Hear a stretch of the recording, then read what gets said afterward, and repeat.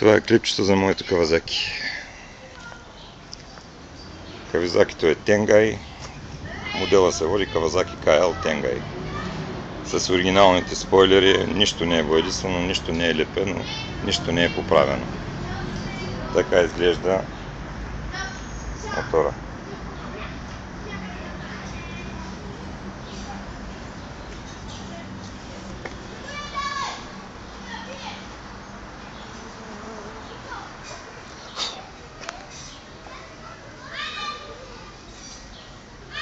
Гуми има, сменял съм ги.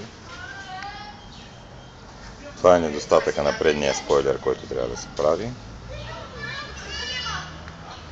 Общо взето аз съм първият собственик в България. Внос е от Швейцария. Не е падано с него, поне аз не съм падал с него. Не е пребоядисвано, не е пипано, няма намеси, няма ремонти на двигателя и други такива неща. С куфър. Givi Maxi с оригинална плоча на Givi. С ключ. Работещ.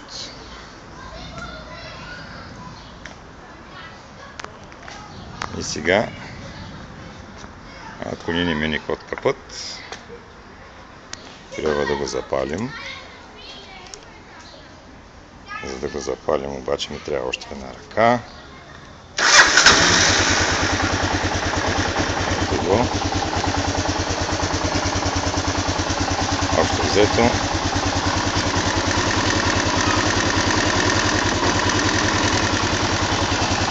това е работещия мотор. Двигателя си е машинка, тик-так, часовник.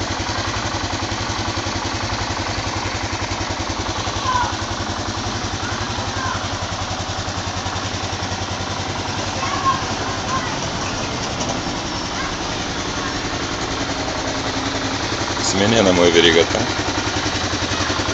масла,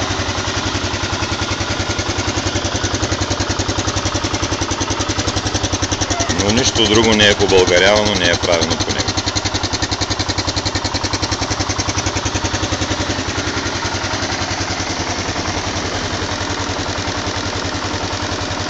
Оставям го за евентуалния купувач. Да се го доправи и да прави това.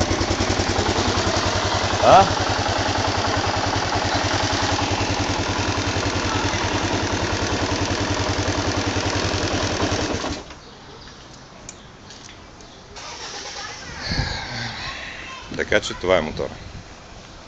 В сегашното си състояние, днеска датата е 7 май 1915 година.